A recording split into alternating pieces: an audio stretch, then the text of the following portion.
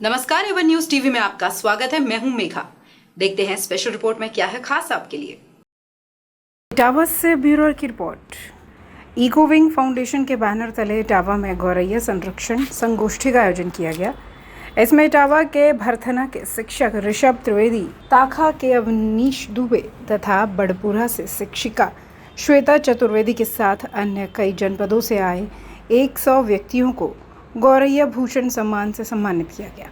Eco wings foundation के अध्यक्ष doctor Naresh Kumar, संरक्षक सुभाष यादव व ब्रजेश यादव द्वारा ऋषभ त्रिवेदी को गौरैया संरक्षण के प्रचार प्रसार तथा इको विंग फाउंडेशन के कार्यक्रमों में सहयोग करने हेतु माला, अंग वस्त्र तथा घोंसला देकर सम्मानित किया गया।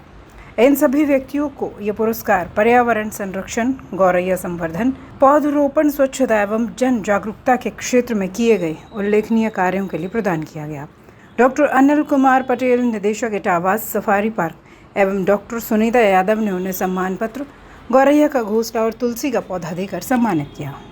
ये मैंने उन लोगों को सम्मानित किया है, अधिकांशतः ये शिक्षक ही थे जो कई जिलों से बाहर से आए थे, जो गौरैया पर काम कर रहे हैं, जिन्होंने जो मुझसे जुड़े हुए हैं, मुझसे सीखा है और वो भी प्रेरित होकर के उन्होंने घोंसले लगाए, दाना पानी शुरू किया है।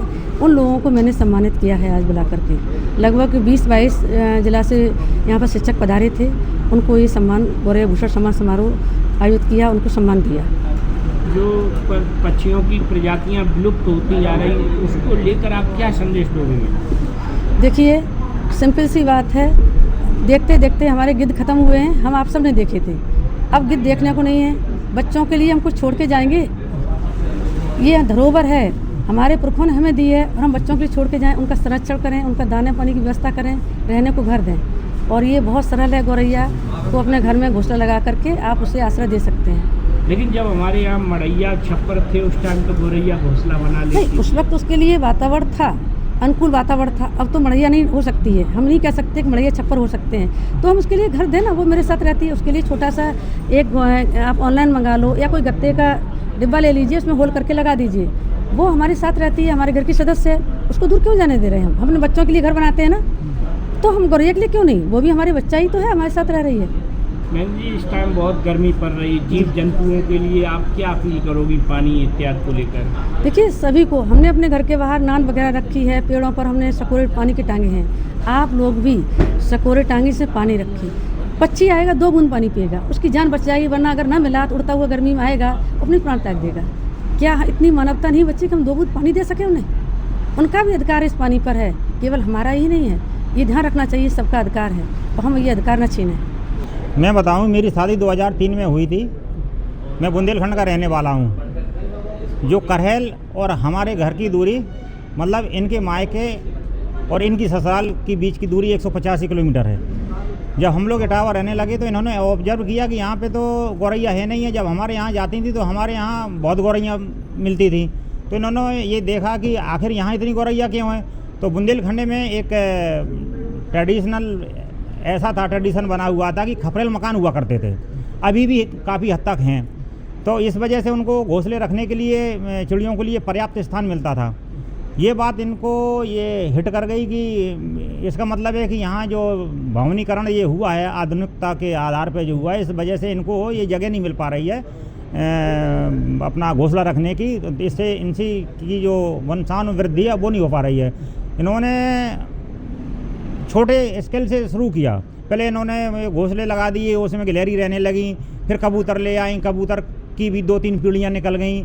बोले ये बेकार है, इसका कोई ज़्यादा योगदान नहीं है, उसमें तो अपने आप ही हो जाती हैं। ये इंडेंजर्ड कंडीशन में आ गई गौरैया।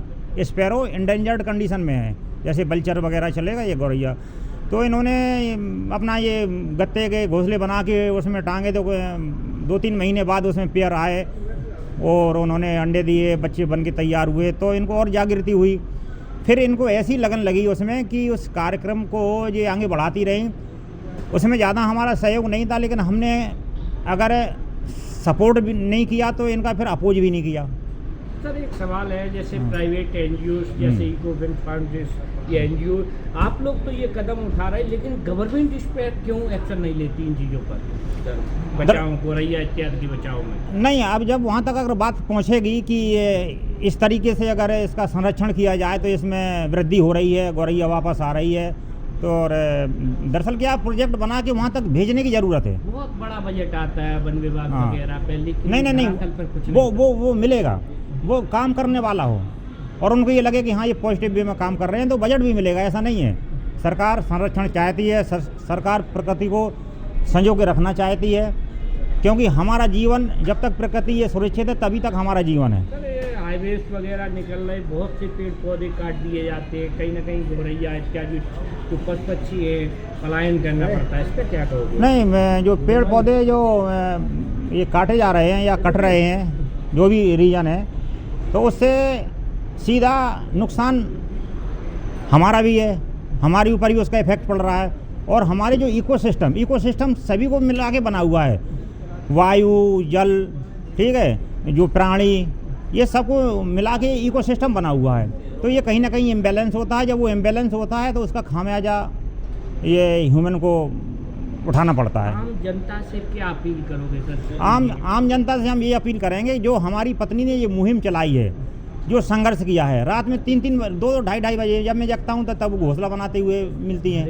हाँ ठीक है, अभी हम राजस्थान गए थे जयपुर बेटी का एडमिशन कराने, वहाँ वो सकोरा दिखाई दे दी, बोले गाड़ी रोको, 3-4 हज़ार की वो सकोरा खरीद लिए कि मैं स्कूल में भी टांगूंगी, मैं पेड़ों में भी टांगूंगी।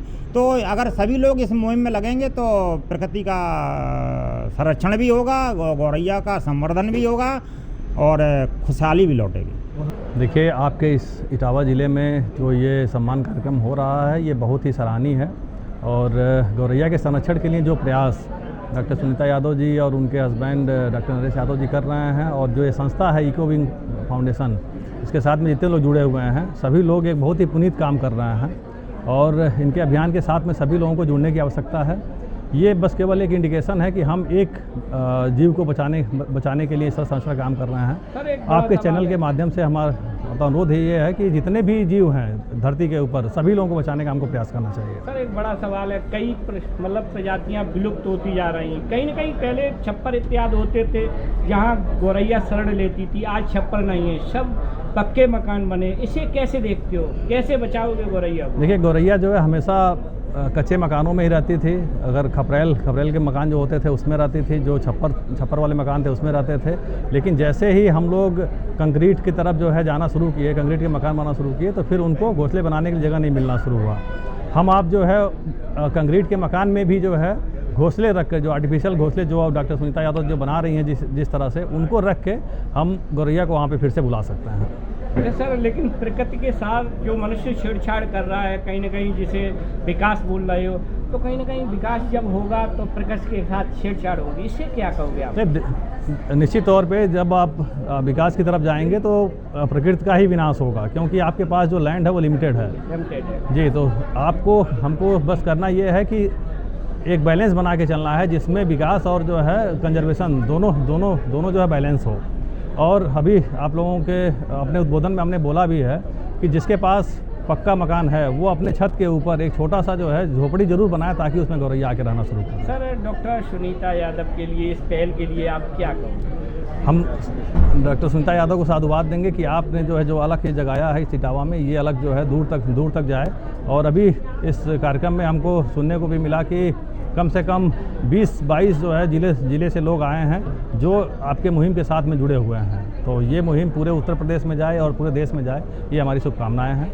बहुत बहुत धन्यवाद। देखो, मैं पहले आपके चैनल के माध्यम से बधाई देना चाहूँगा सभी दर्शकों को और सुनीता जी को, जो इन्होंने हमारे यहाँ बिल्कुल गौरैया विलुप्त हो गई थी और आज गौरैया लौट रही है। और मुझे दिखता है कि शहरों में तो कुछ कम है, गाँव में आज बहुत गौरैया है, पर्याप्त मात्रा में है।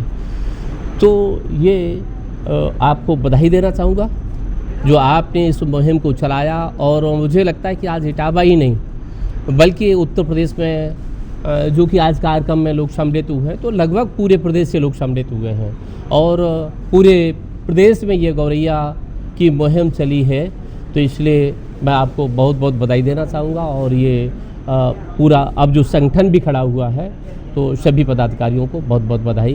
गुरुदेव, एक सवाल है, जैसे गिद्ध इत्यादि जैसे पक्षी विलुप्त होते जा रहे हैं, जी। इस पे क्या कहोगे? देखो, मुझे लगता है कि हमारा रहन सहन जो था वो नहीं रहा, हमारा रहन सहन बदल गया। जैसे कि गौरैया के लिए पक्के मकान हो गए, अब उनके लिए रहने के लिए जगह ही नहीं रही। इधर प्रदूषित वातावरण भी है, हम केमिकल का बहुत उपयोग कर रहे हैं। पहले छप्पर हुआ करते थे, तो उसमें चूँकि ये इसमें गर्मी ज़्यादा नहीं हुआ करती थी, कच्चे मकान होते, गर्मी नहीं होती थी, घोंसला बनाने की जगह हुआ करती थी, गौरैया रहा करती थी, अपने घोंसले बना करके बच्चों को वहाँ रखती थी और अंडे बच्चे उनके सुरक्षित रहते थे। पक्के मकानों में रहने की भी जगह नहीं है और इसके बाद वो वातावरण भी नहीं रहा, वहाँ रुक नहीं सकती है। तो इस वजह से ये जो लगता है कि ये आज हमारा रहन सहन बिगड़ गया है, जिसकी वजह से गिद्ध हैं, गौरैया हैं और भी तमाम जानवर वो विलुप्त हो रहे हैं, पक्षी विलुप्त हो रहे हैं। तो हमारी रहन सहन का अंतर है। स्पेशल रिपोर्ट में फिलहाल इतना ही। बड़ी खबरों के लिए आप देखते रहे वन न्यूज़ टीवी। नमस्कार।